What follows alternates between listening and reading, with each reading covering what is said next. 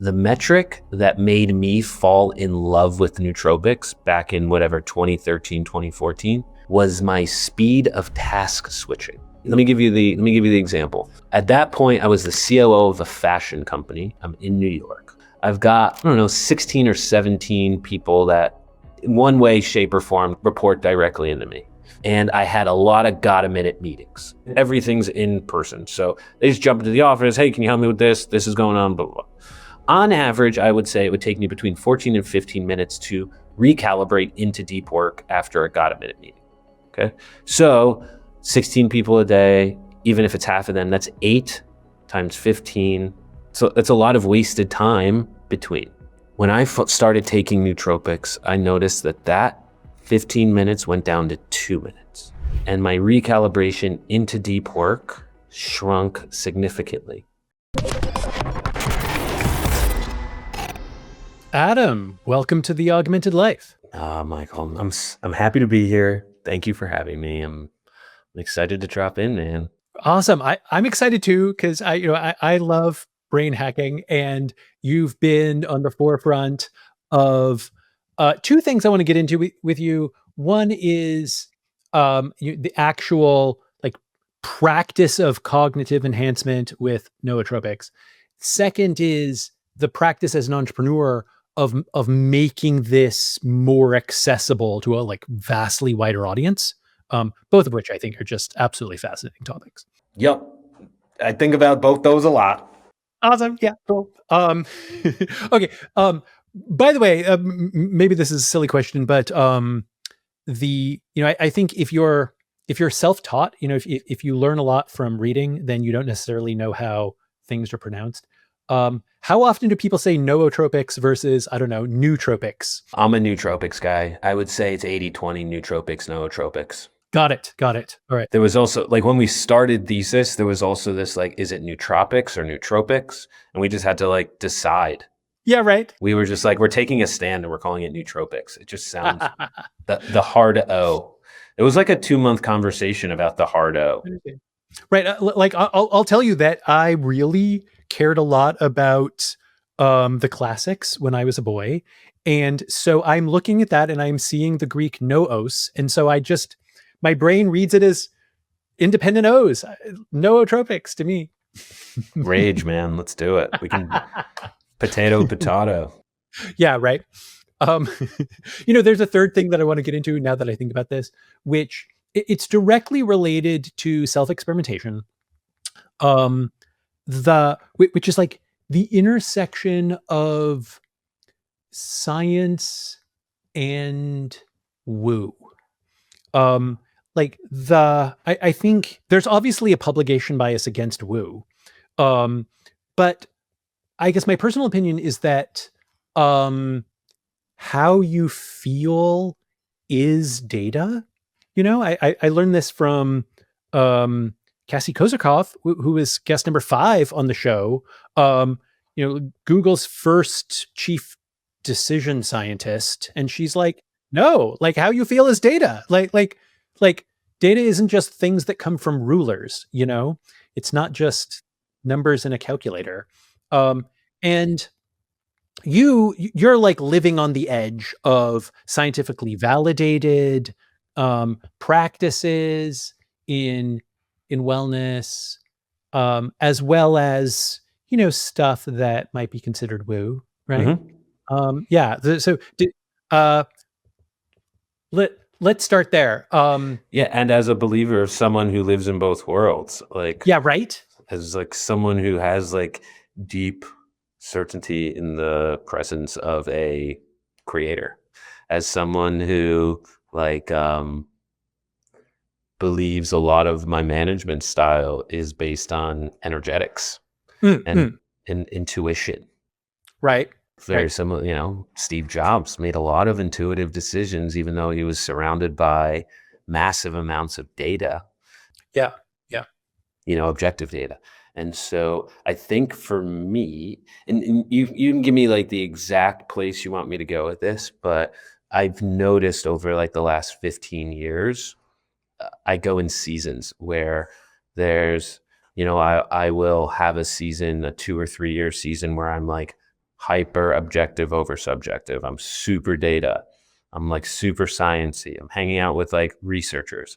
And then I'll have a few years where it's, you know, a little bit less. And I'm hanging out with people who are more philosophical and big thinking. And it's more about kind of like this psychological bending of reality. Like Right. how big can we think, and can we just like hope that stuff comes into our lives? So Yeah, right. I play both sides.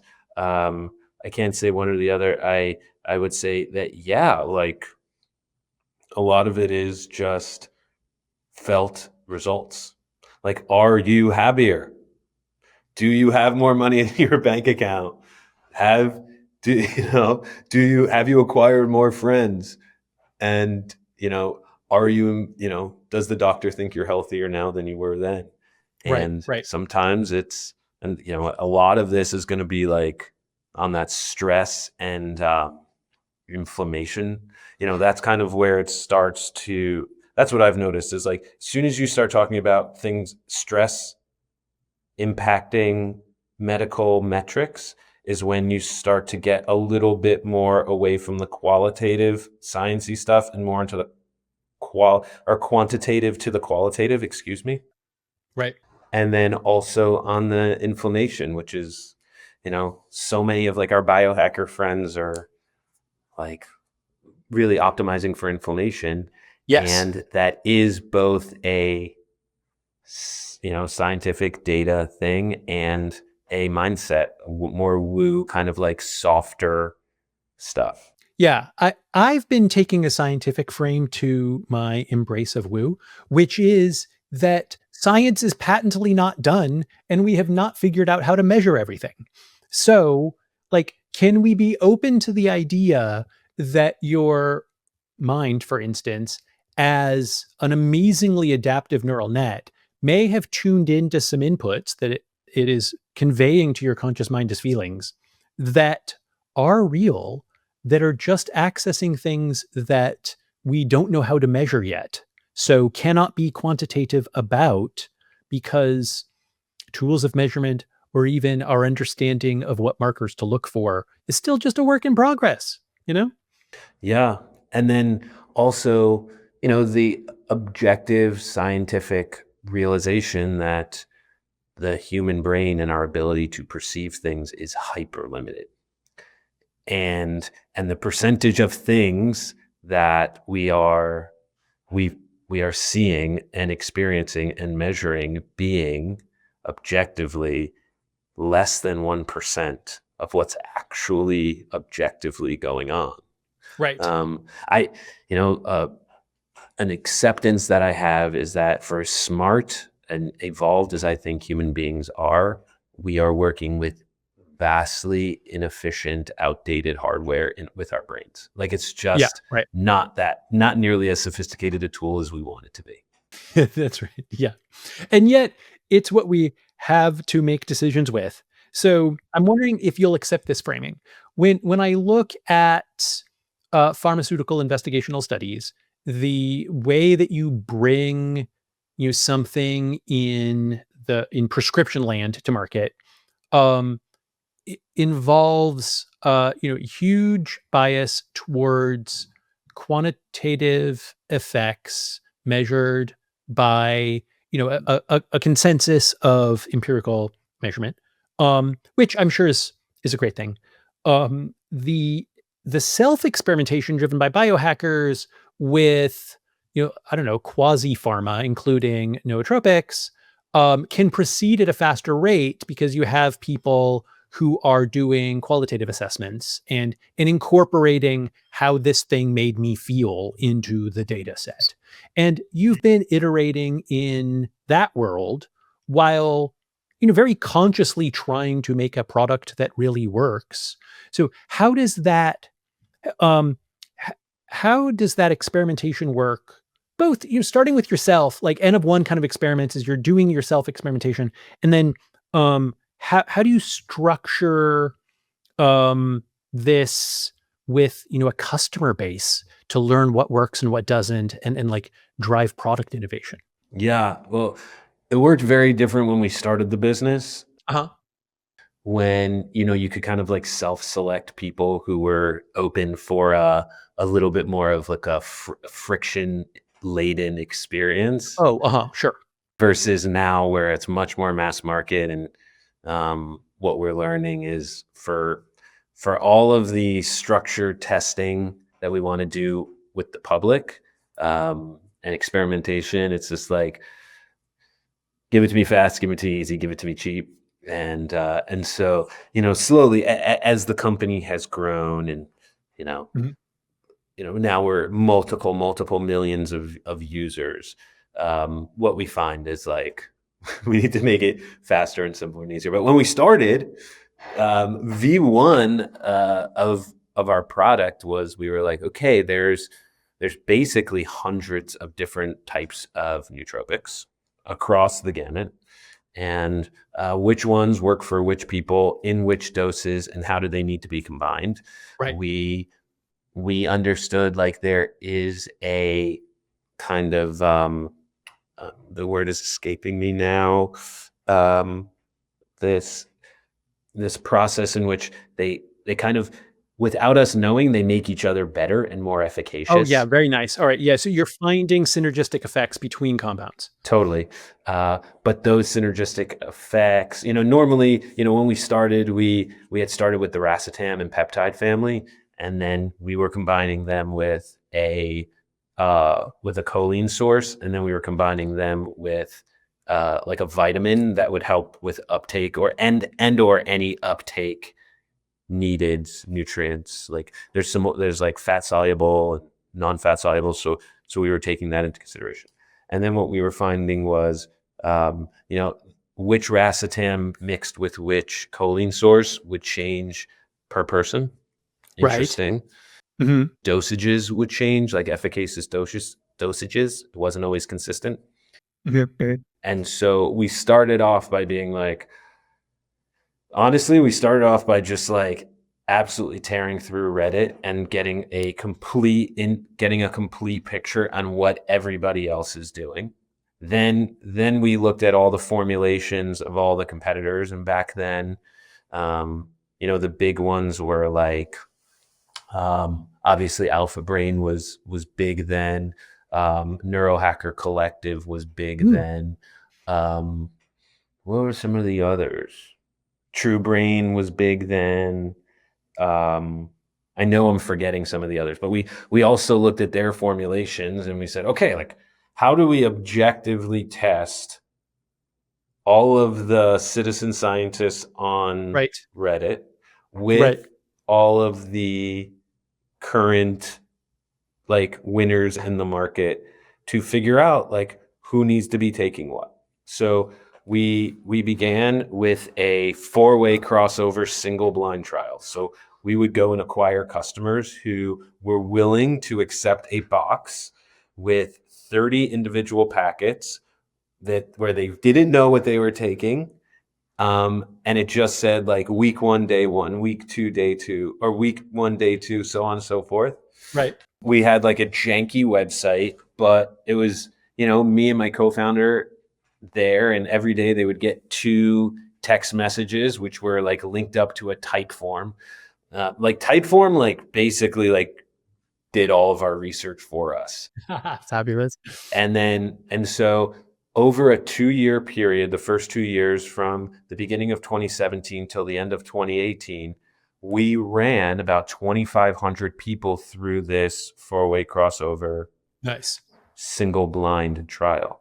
And in that time, we tested like between 100, was it 128 or 131? So one of like about 130 unique nutrients across racetams, peptides, choline sources, Yeah, nice. and vitamins. And we just wanted to see like who needs what are the right dosages, what are the right combinations. Yeah, nice. And it like completely 80-20, right? 80% of the participants really resonated with 20% of the formulations. And also we just started to run out of people that we could acquire with the limited budget that we had. We bootstrapped until for the first 2 years. And we were like, okay, like V2 of the business is going to be going to these 20% of formulations, being able to produce those at scale, and then taking the data that we collected during the trial, which was remarkably robust. Remember, we talked to 2,500 people twice a day, every day. And we had everything, and they were texting us. They were basically texting type form. Yeah. And so we were able to build a recommendation. My partner, Dan, who's one of the smartest human beings in the world and really is the mastermind behind this whole thing, built a very simple recommendation engine that was able to predict who should be taking what. And it worked 85% of the time. It was 85% accurate. And that was the first 6 months after we launched, it was working 85%. And then even at scale, once we were hitting millions and millions of customers, it was still 85% accurate. And now it's in the 90s. Nice. Yeah. One of the reasons why I found Thesis, the reason I found your work is that you converged on CDP choline, and I'm putting all the pieces together. It makes sense to me that there's this tacit knowledge across the self-experimenters thinking, I think these choline donors are going to be useful, right? So how do you capture and then navigate the tacit knowledge to find the replicatable move? And now I'd say, just to pick one ingredient and one formulation, like CDP choline has totally proven itself, like it is absolutely validated, is 100% working.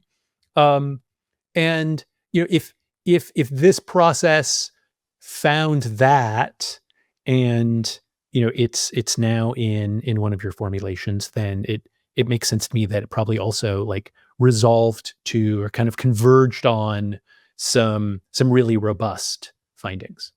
Yeah, I would say the one advantage that we had is we were never precious with our formulations.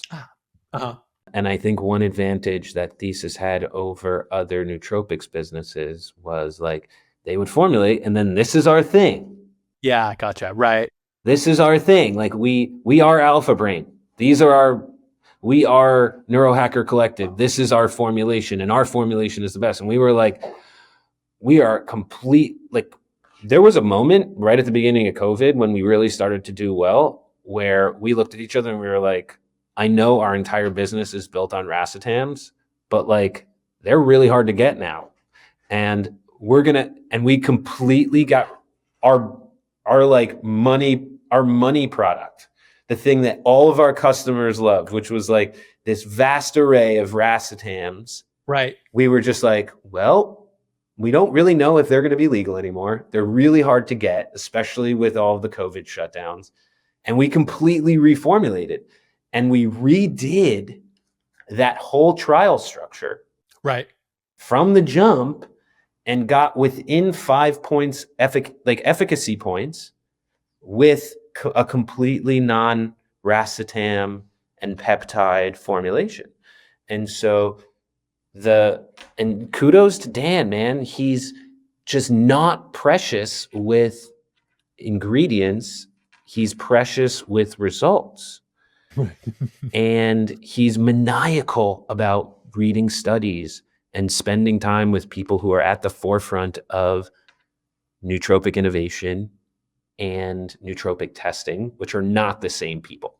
The people that are coming up with the cool shit are not the guys who are putting it under like a rigorous test. And so in order to build like a company at scale that is doing this, you need to be spending time and you need to give validation to both those people. Yeah, right. Yeah, absolutely. The guy who's coming up with the really cool stuff and the guy or the gal who's like really making sure it's safe. Right. And I like, even in my own self-experimentation, I want to compare notes, right? Because there's such a high risk that you can just accidentally fool yourself because of random noise in your own experiment. That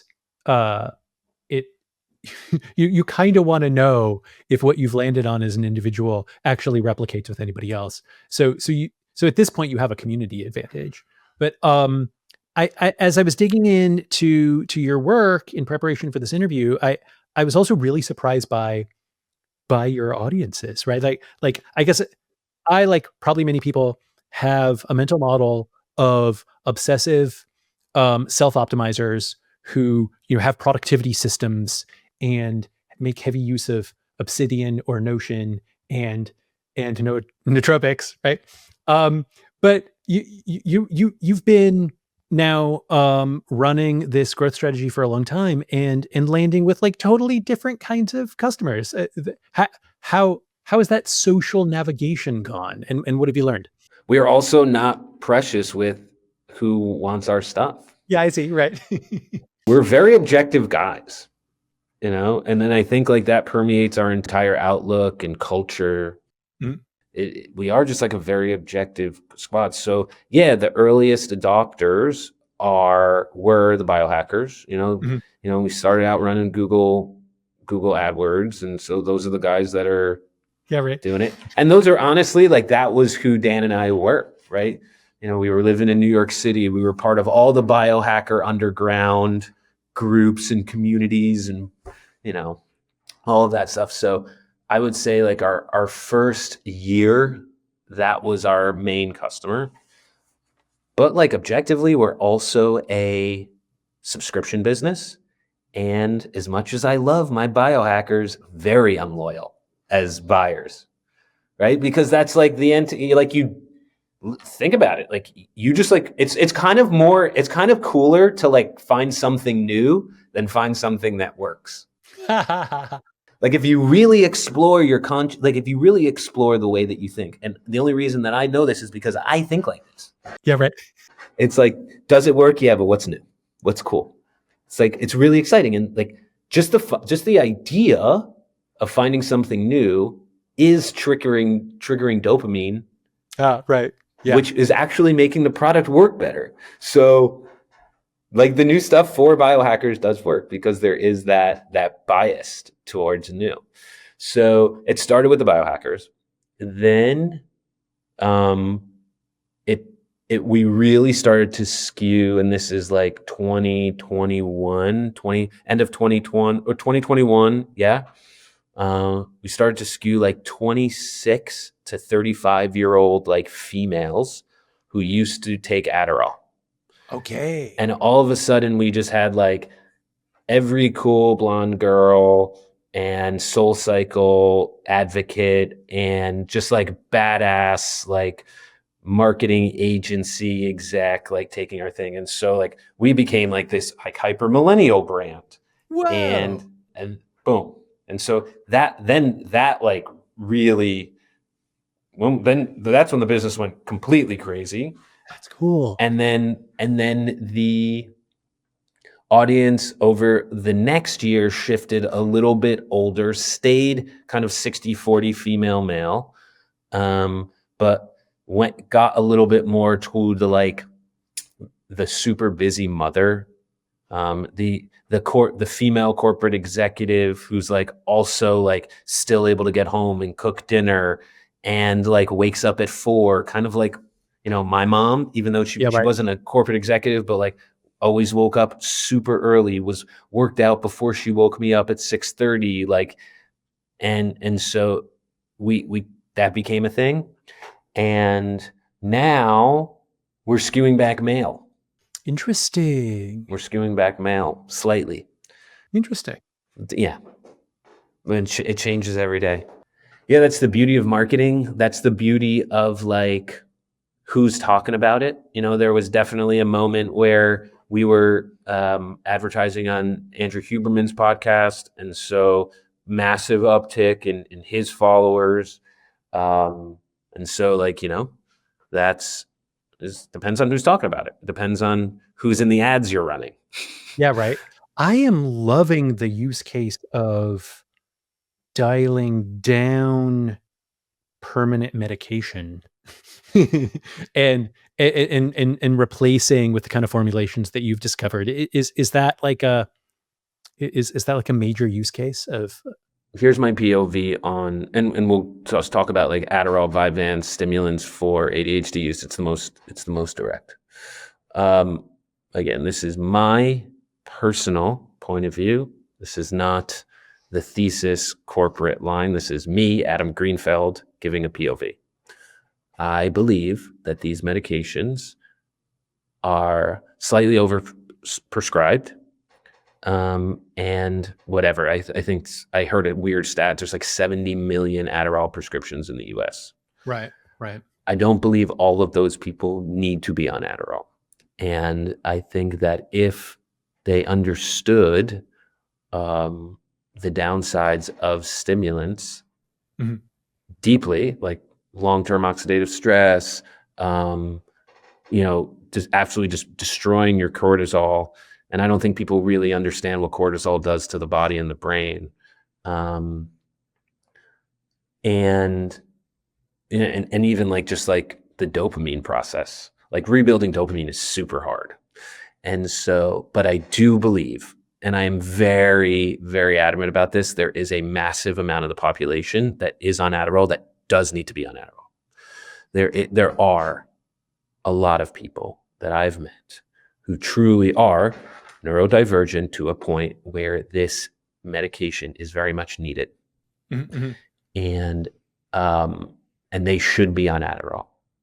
And so where I think I was a little naive when we started this thing, and I was very much in the train of like, hey, Adderall is neurotoxic, you should be trying this. I think I have changed. I was wrong then. I think I have changed and said there is a significant portion of the population of the 80 million, maybe 30 million, who Adderall is the right medication for. However, and this is why we started our other company, Stasis, there are supplements that you can take that counteract the side effects. So as we were finding people who didn't need to stay on Adderall, we were like, ooh, there's actually a product that we can make for people to stay on Adderall. So now we've got a product that kind of tells people that Adderall might not be the best thing. And we have a product for people who are like, yeah, you stay on your Adderall. Thesis and Stasis. Gotcha. Yeah. I'll make a little, prediction in advance of the science. I think that a lot of dopamine dysregulation is not even like serum level dopamine problem. It's actually a dopamine receptor burnout problem. So, if you're in effect overstimulating those receptors, then you can 100% desensitize them, and that repair process is super, super, super slow. And do you think that comes from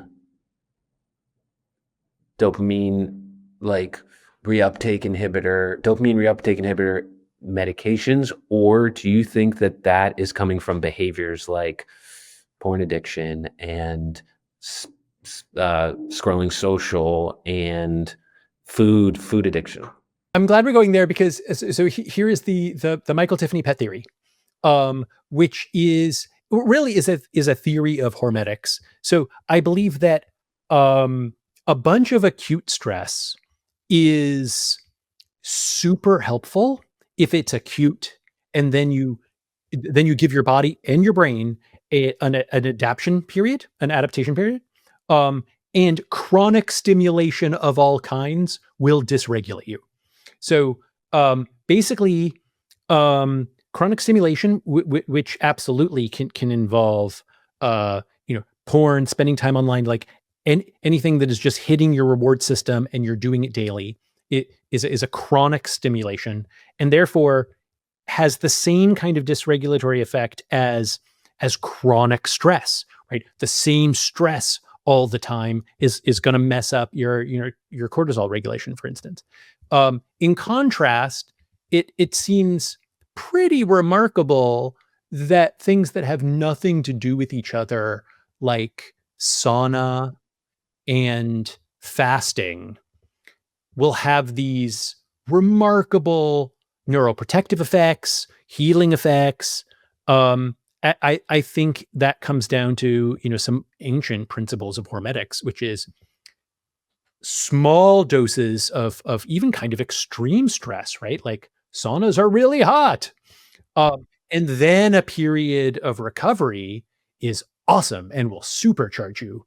And repeated patterns of stress are exactly like repeated patterns of micro rewards and are actually messing you up. That's my pet theory. And then, but I mean, I would say I'm addicted to stress. I am. I work now with 3 or 4 different coaches, and I have one coach, and our only work together is to try to identify why I'm so addicted to constantly creating stress in my life. Like if there's no, like I have this weird limiting belief system that if it's not stressful, I'm in danger of failing. And the only way I'm going to succeed is if I'm. I understand. And so I'm like every day, just like, yeah. My friend Sean Hastings has this, it's kind of like the Peter principle of life complication. And I think it explains a lot. A lot of our friends who are super smart and super capable are nonetheless overwhelmed. And Sean's theory is that what people do is they just keep adding complication to their lives until life is complicated enough that you can't add another one, and then you stop. So people don't stop until they're slightly overwhelmed. Yeah, I would say that in some ways definitely describes my experience of reality. Yeah. Yeah. I honestly, I think it describes the experience of a lot of high achieving. You see a lot of high achievers, and then you're like, what? And then you had to add an affair to your life? Like what? Why did you do that? Yeah. Yeah. All right. Speaking of which, all right. So now let's talk like life improvement stacks. I think I want to divide this into 2. I saw elsewhere in my research that you're a fellow daily creatine taker. And speaking of things that were niche and just keep getting validated, like it seems like 5 grams of creatine is something that approximately everyone should put themselves on. Totally. Right. Yeah. It's just, there's no reason not to. There's no reason not to. It seems to have like no downside. It helps your brain. It helps your body. It's so simple. It's relatively inexpensive. Right. Yeah. I think when I was in my bodybuilding phase and I was closer to like 10 or 12 grams a day, it would definitely retain a lot of water.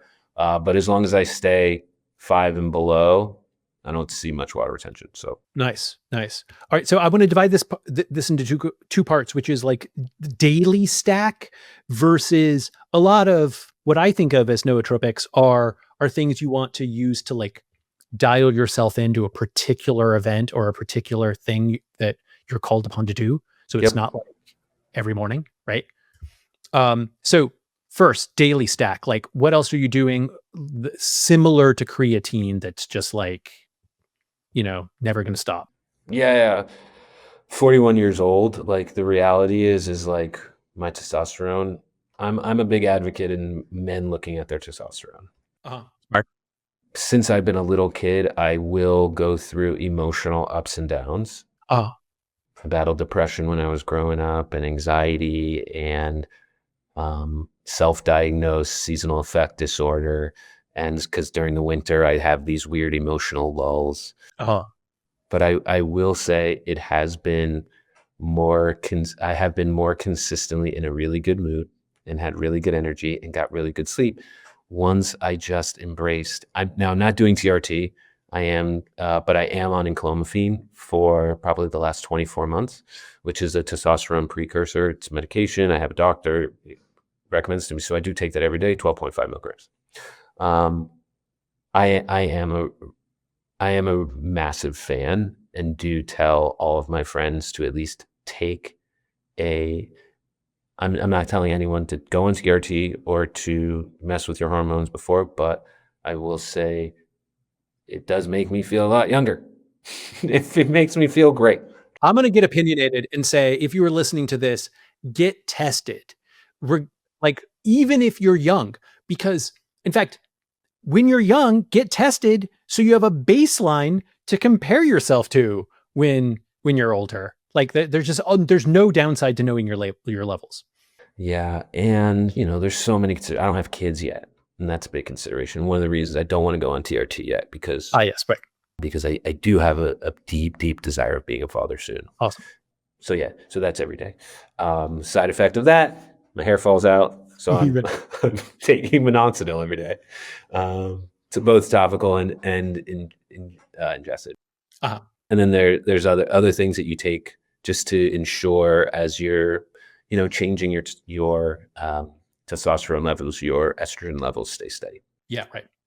The easy stuff, magnesium. I'm making sure I get a lot of my protein through food. Mm-hmm. So in an ideal world, and I can't say for the past couple of weeks because I've been on the road, I am completely adhering to this. I like to keep I am on the calorie counting thing. I was for many, many years like a keto guy, and I loved that. And then it started to plateau after about 24 months. I probably didn't cycle it well, but now I'm very much on a high protein, low calorie diet. So about between 22 and 2,500 with 150 grams of protein each day. If I am doing that, I feel great. Nice. Are you using software to track that, or are you just kind of like mentally handling it? I am now MyFitnessPal. Yeah, right on. Yeah. And then so like what else am I taking every day? Yeah, it's pretty light right now, dude. I just reordered hydrogen tablets, which I like. I hear, I've been taking them on and off for 5 or 6 years. Mhm. I think they kind of go in fad, out of fad. Right. Yeah. Yeah. I think the electrolyte thing is real. I put salt in my water in the morning. I stay away from dairy. I try to walk 45 minutes a day. I hate cardio. But walking 45 minutes a day or being able to like take at least one call while walking Right. makes a big difference. I surf a lot. I live in Venice. And so if I can get into the ocean, and again, this is kind of like a little bit more of my woo-woo thing, but objectively, I feel so much better when I put my body in the ocean, whether I'm in a wetsuit or not, for 45 minutes to an hour. Like there is a measurable increase in my self-love. I can't say I'm more productive because normally when I surf in the morning, I don't get to the office till like 11 anyway. But I will say like the ease and brevity or just like the lightness of my mood on days that I spend in the ocean. That's a really interesting trade-off. I mean, and I mean that with respect to productivity, like I think high performance people tend to be their own biggest critic, right? And sometimes that internal voice of self-criticism actually like gets in the way of starting. So I wonder if, losing some ostensible work time to changing your self-conception actually is a net boost in productivity, Well, I think it depends on what you're optimizing, what your first principle you're optimizing for.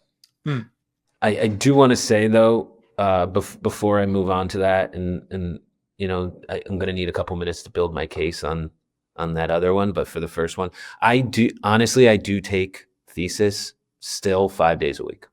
Awesome. I can't believe it still works. That's so cool. If I'm being honest, I still take it and I'm like, I can't believe after 7 years of taking this it should attenuate. Right. It 100% should have attenuated. It should be like I have to take 2 or 3 packets of this in order to feel it. But 5 days a week for 7 years, and I can still tell you, I could look at my to-do lists a month after, and I can tell you exactly what days I forgot to take my thesis. Oh, wow. In a very objective way. And I know something else you wanted to talk about is like how do we build objective processes to understanding like what works and what doesn't. I've got some of that stuff that I want to hit, and I know we're running low on time, but I'll breeze through this. I made a decision that I'm optimized. Like I'm trying to get myself to a point where I'm optimizing for life experience versus optimizing for like short-term financial growth or like the growth of a company. Yep. And, I ask myself a question all the time around this idea that like, what would happen if you sold all of your companies and you just had $100 million or $300 million in the bank? Like, how would you spend your days? Like, what would you do? And if you can get really specific on like how you would spend your days, who you spend your days with, where you would buy your groceries, like who you would invite over for dinner, like with $300 million in your bank account.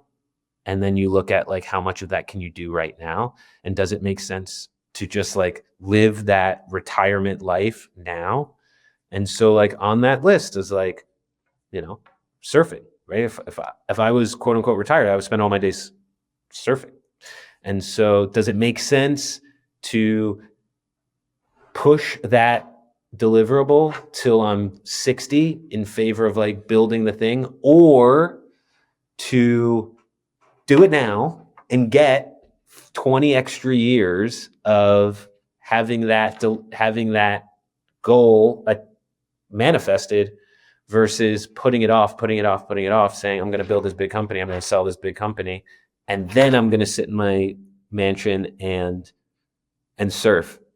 So, but again, there are these like two brains, one that I think is probably a little bit clearer on what's going on, which is the surf now brain, and the other brain that's still operating like a scared 22-year-old and like, I need to prove to everybody that I'm going to be successful and I'm worthy of their love and all that shit. So Yeah, right. Yeah. And I toggle, I get scared and calmed and scared and calmed. So yeah. Man, I'm still toggling too. Like I could have stopped working after, my last exit. It's not just about the financial exit. It's also about having like the success stamped on your forehead, right?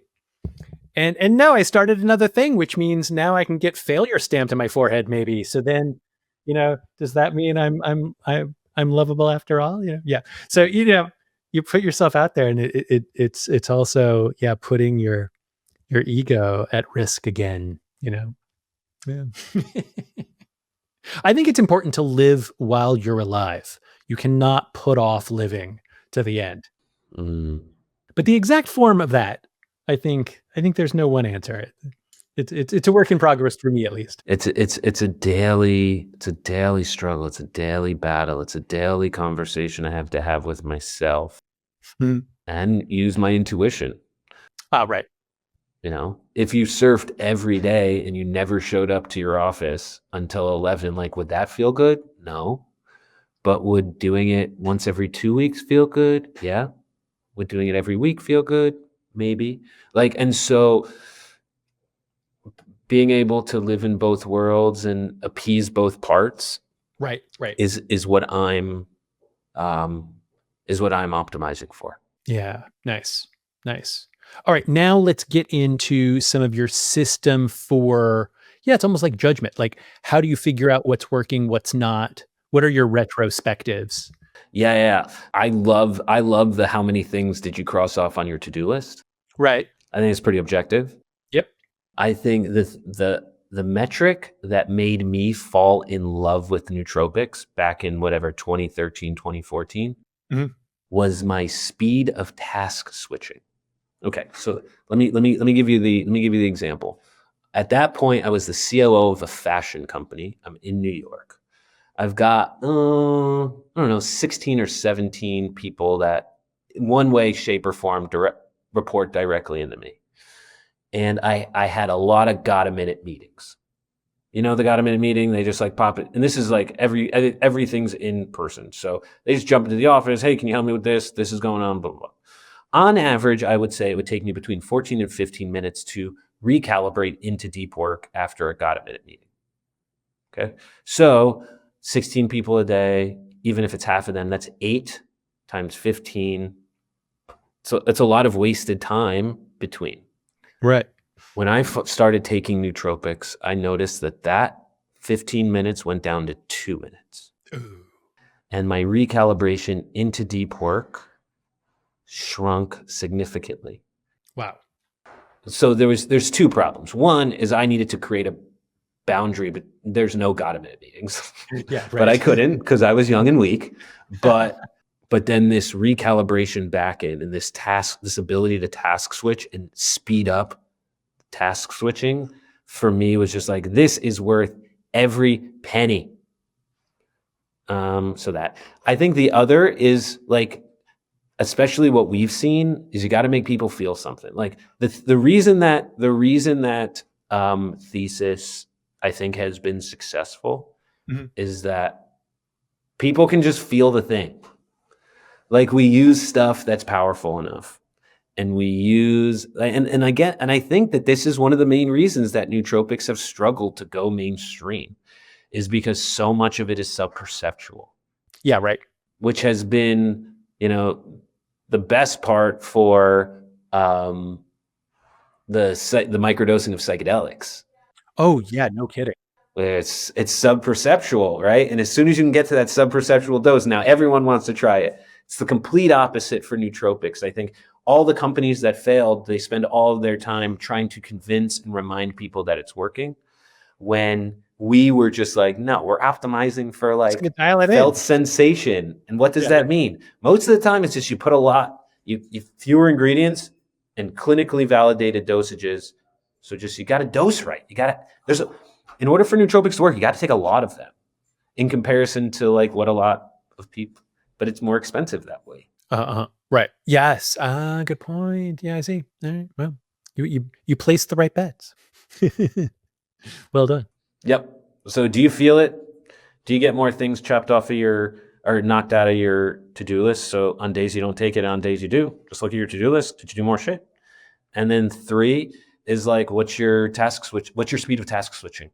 Yeah. And that's especially for really smart people and high performers. That is a complaint that a lot of people have, is like task switching. And what's the biggest friction? What's the most frustrating thing?